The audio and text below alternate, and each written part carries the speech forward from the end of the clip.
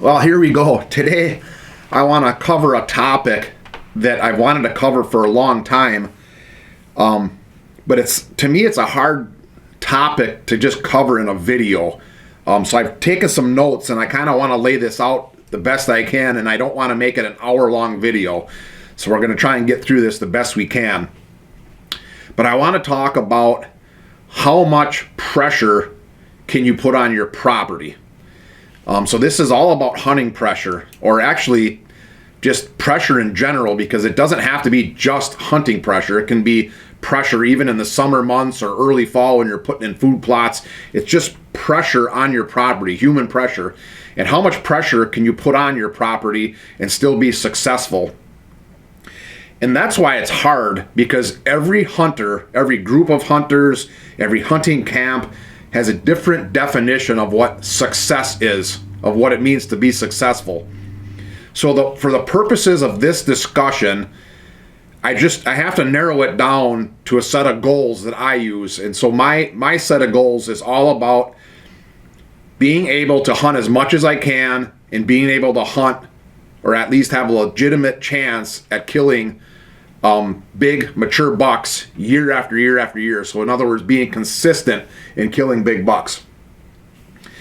So when you look at this, there's really two extremes that I want to start out with. And one extreme is you have a ton of land, 1,000, 1,500, 2,000 acres of land. Maybe that's spread out over 3 or 4 different farms or 10 different farms. You have a ton of land, and you're not going to hunt that much. So that would be one extreme. So the amount of, and when I say land, I'm talking private land. So basically it's locked up. There's only a couple hunters on it, maybe just you, maybe 3-4 hunters, but just a ton of land, thousands of acres, a bunch of different farms, and you're not going to hunt it that much. In that scenario, to attract and grow, protect big bucks, you can be very aggressive. You can be very, very aggressive, because you're not going to put a lot of pressure on that specific farm, because you have so many acres to hunt, so many different farms. You can be very aggressive. And when I say aggressive, I'll give you some examples. Big, giant, sealed-in box blinds hunting right over food sources. That's a very aggressive, very intrusive, high-pressure tactic for hunting whitetails, in my opinion. Hunting right over that destination food source with a blind that's not brushed in, that's a very aggressive attack tactic. High pressure. Going in close to bedding areas and bumping deer, that's a very high pressure tactic. Hunting interior food plots, or these hidey hole or kill plots in the center of your property, really close to bedding, and there's deer getting all around you. That's a very aggressive, high pressure tactic for hunting whitetails. And all these things can be very successful to attract and hold and kill big bucks on your property if you have just enormous amounts of land, a bunch of different farms, thousands of acres. And I'll add one more thing. You're in an area of the country, a state in the country, or a pocket in a state. So in most states in the country, there's pockets of what I would call like extreme or very high-end management efforts. So I don't care what state you're in. I grew up in Wisconsin. I hunted for 35 years in Wisconsin, and there's pockets in the entire state of Wisconsin where there's thousands of acres of quality deer management or very high-end management.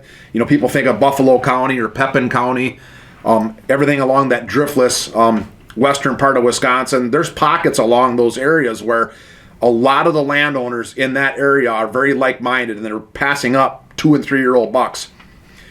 In those cases, again, if you have a lot of land and you're not going to hunt a lot, you can be very aggressive, very, very aggressive, and still be successful in growing big bucks, because you're really not putting that much pressure on your property, because you have so much, and there's your pressure's so spread out. You'll hunt this 80 acres today, you'll hunt that 80 acres tomorrow, and you'll hunt that 80 acres the next day. So you're really not putting that much pressure on the deer herd. So that's one extreme. And I always talk about that one extreme, because that's typically what you see with YouTube stars, TV stars, the Outdoor Channel TV stars. That's what these people can hunt. Ton of land, highly managed areas, and it's not like there's 15, 20 guys hunting on these 1,000 acres or 2,000 acres. It's a handful of people hunting on this, so they can be very aggressive and be successful at the same time. So you have to be mindful when you're watching that stuff. That's an elite class in my mind. That's a select few, and I'm not cutting that down, but you need to be mindful when they say they're hunting this kill plot or this hidey hole plot, or you see them hunting these redneck blinds on a kill plot. Those are very aggressive and high pressure tactics that works under that environment. The other extreme would be small properties, 30 acres, 20 acres, 40 acres, even 80 acres or 100 acres in a high pressure area of the country. So there's a lot of hunting pressure in the area, not a lot of hunters that are passing up 2 or 3-year-old bucks, and you want to hunt a lot. So that would be the other extreme. In that example, you have to be very, very passive. You have to be very mindful of not putting any pressure at all on your property, keeping everything in front of you, always hunting with the wind in your face, always hunting edges, never letting your scent blow into your property. So you can't be aggressive at all if your goal is to attract and hold and protect bucks on your property. So that's like two different extremes. And I think for most hunters that are probably watching this video, you're probably closer to the extreme of a smaller property with high hunting pressure than you are to this like elite class of just tons of acres in well-managed areas where you can be very aggressive. You're probably down on this lower end. And I don't mean that as a negative or like a jab to anybody that's down there, because I've been there the majority of my life. So when we talk about hunting pressure and how much hunting pressure you can put on your property, that's really the two keys. The more land you have and the less you're going to hunt, you can be very aggressive, as opposed to a lower amount of land, small properties, and the more you want to hunt, you can't be aggressive at all. Otherwise, you're going to burn out your property. You will not be able to hold deer on your property, and your neighbors are going to be able to kill these 2-year-olds and 3-year-olds and 1.5 years that you want to let grow. So having said that, that's let's say on a scale of 1 to 10, a 10 being you can be enormously aggressive when you're hunting these whitetails and when you're putting pressure on your property. A 10 being very aggressive, a lot of land, not a lot of hunting pressure, you can be very aggressive. So when I say not a lot of hunting pressure, I'm talking a small number of hunters hunting a small amount of time per property. That's a 10 out of 10 of how aggressive you can be. A 1 out of 10 on how aggressive you can be is really small properties and you want to hunt a lot.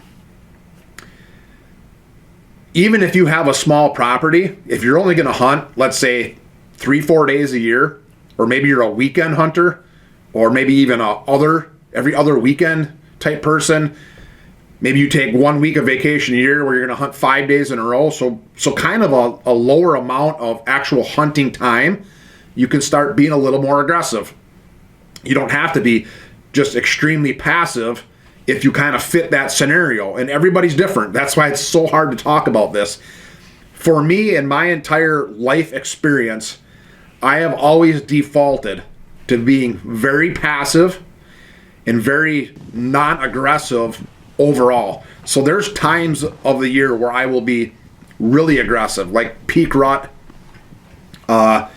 Sometimes if I'm hunting, like this buck I shot a few years ago, this buck I called Ranger, I had to be very aggressive end of October because he disappeared from our property every year by early November.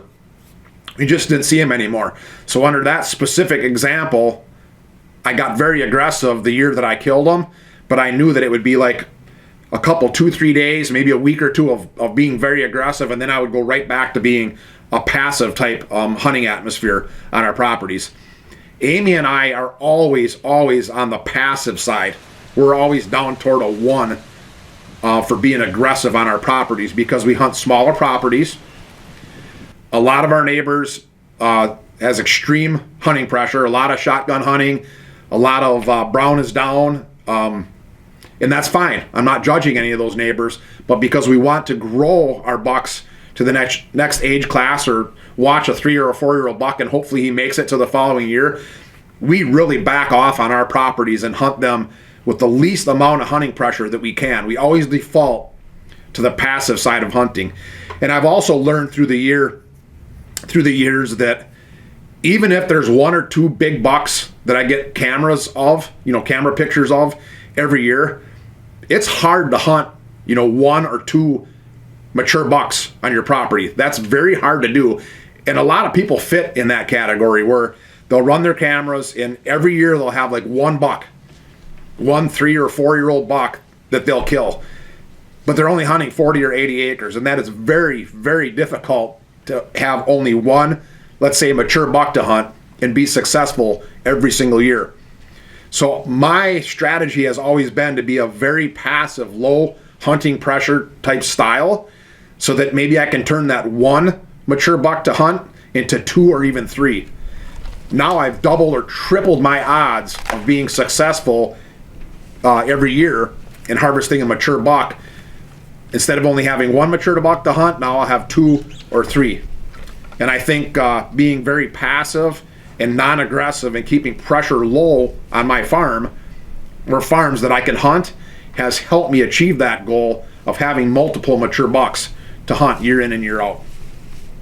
So that's kind of the video I wanted to put together that explains aggressive hunting tactics as opposed to passive hunting tactics. And the reason why I wanted to make this video is because if you watch any of my videos, I'm always talking about being very passive, always keeping deer in front of me, using perpendicular access, never letting deer get downwind of me, never letting deer cross my entrance track, making sure I have a strategy to get out in the evening hunt without bumping deer. That's why we don't hunt our food plots. So I can give you example after example of why we don't put a lot of pressure on our property and why we hunt this passive slow play, as I call it. And that's because our goal is to hunt mature deer, and I want to basically protect as many as I possibly can. I just did a walkthrough. I just spent a day 2 days ago with a hunter that had a really nice property in an area where there's a fair amount of nice bucks already, but there is a decent amount of hunting pressure in the area. But him and his son put very little hunting pressure on their property because they simply can't hunt any more than they already do. So it's not like they have the choice to hunt 50 days a year. They just can't do it. So they're only archery hunting. Basically, they're only archery hunting. And they're only hunting, between the two of them, maybe 10 to 14 sits a year, the entire season. In that example, they can afford to be very aggressive in their scenario. So my default would typically be very passive, be very, very passive on a property like that. But if they want to get tree stand time and have a legitimate chance on killing a buck every year because they're already in a fairly decent area with some nice bucks around, I would recommend for them to be way more aggressive than I would be. Let's say if Amy and I were hunting that farm, hunting it 30 or 40 or 45 times a year, we would burn that farm out being aggressive. They can afford to be aggressive because they're only hunting 10 or 11 or 14 times a year between the two of them during archery hunting. So that's kind of how I wanted to explain this. So a lot of land in a really good area with a lot of management, thousands of acres, only a few hunters. You can be very, very aggressive the way you hunt. Small properties, high pressure areas, not a lot of like-minded people. Brown is down, little bucks are getting shot. And again, I'm not judging that, but if your goal is to hunt mature bucks, or at least letting 2-year-olds get to 3 or 3-year-olds getting to 4, if that's kind of where your goal is, and you're hunting in this really high pressure area where brown is down and 1.5-year-old bucks get hammered a lot, those are the kinds of people that really need to back off and be very passive, very non-aggressive in the way they hunt, so they have the best chance that they can of keeping deer on their property and growing them to their next age class.